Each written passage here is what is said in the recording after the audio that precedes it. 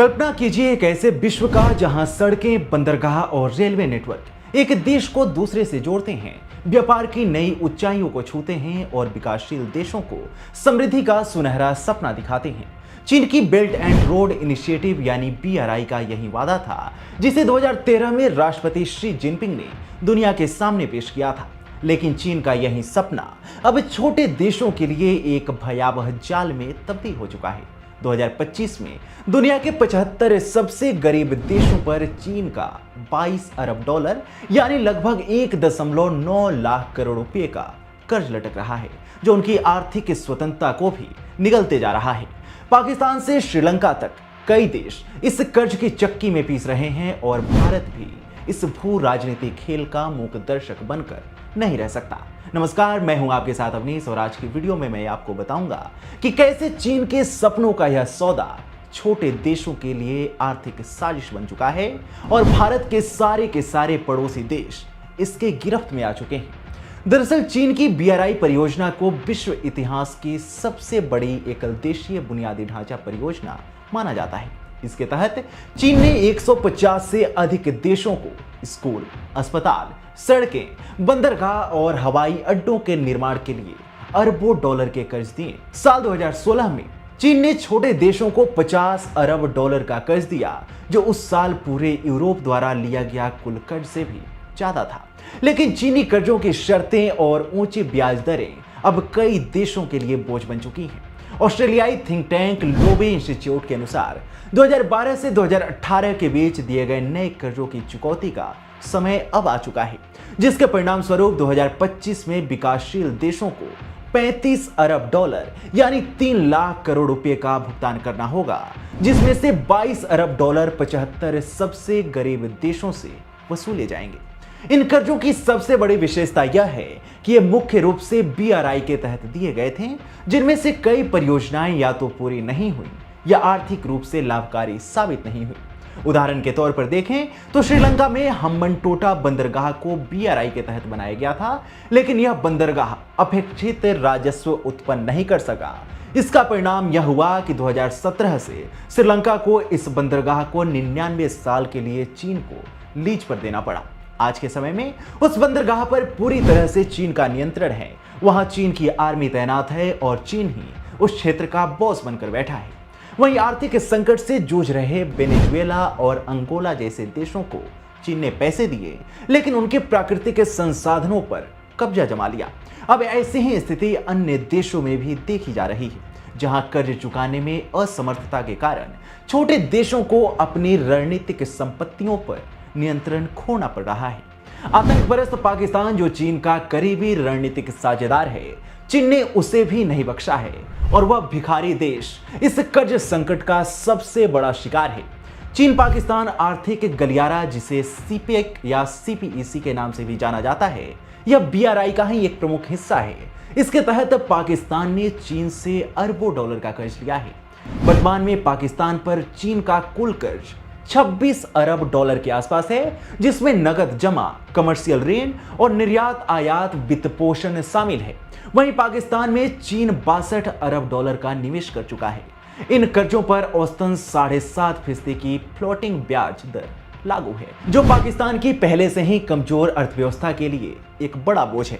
हाल ही में भारत के ऑपरेशन सिंदूर के बाद जून 2025 में चीन ने पाकिस्तान को 3.4 अरब डॉलर का एक और कमर्शियल लोन दिया, जिसने पाकिस्तान के विदेशी मुद्रा भंडार को 14 अरब डॉलर तक पहुंचा दिया।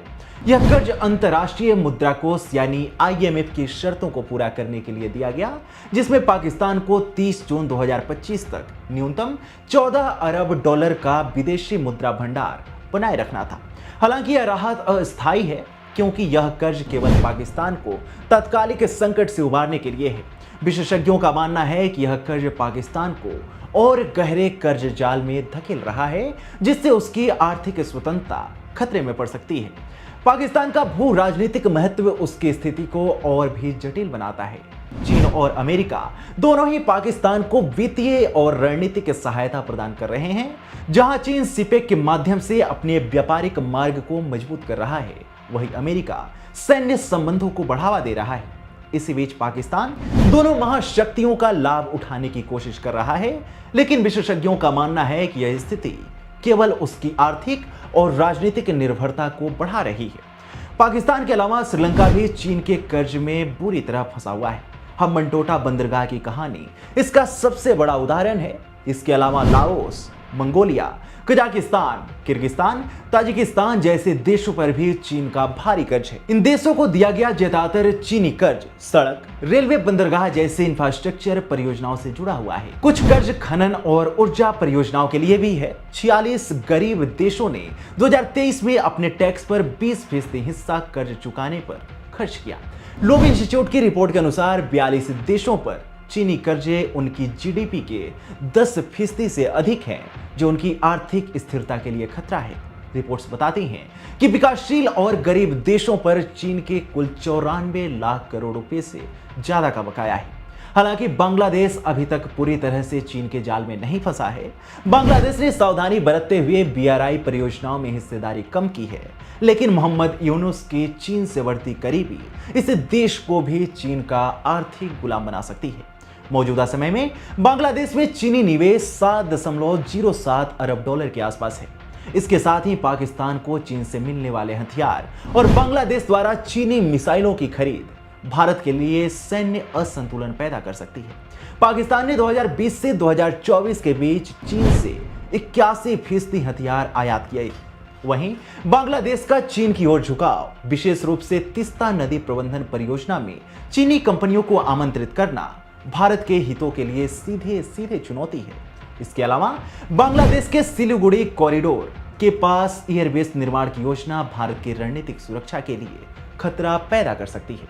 यह कॉरिडोर भारत के उत्तर पूर्वी राज्यों को मुख्य भूमि से जोड़ता है और इस क्षेत्र में चीन और बांग्लादेश की बढ़ती उपस्थिति भारत की कनेक्टिविटी और सुरक्षा को प्रभावित कर सकती है।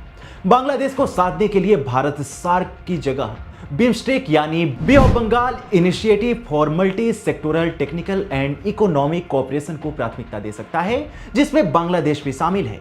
इसके अलावा भारत, अमेरिका, जापान और ऑस्ट्रेलिया के संगठन क्वाड के साथ सहयोग को गहरा करके भारत हिंद प्रशांत क्षेत्र में चीन के प्रभाव को संतुलित कर सकता है। आपको बता दें कि भारत के लिए यह स्थिति चिंता का विषय है, खासकर सीपेक का पाकिस्तान के कब्जे वाले कश्मीर यानी पीओके से गुजरना भारत की संप्रभुता के लिए खतरा है। इसके अलावा चीन की क्षेत्रीय संगठन बनाने की योजना, जिसमें वह पाकिस्तान और अन्य पड़ोसी देशों के साथ मिलकर सार्क जैसे संगठनों को कमजोर करना चाहता है, भारत के लिए रणनीतिक चुनौती है।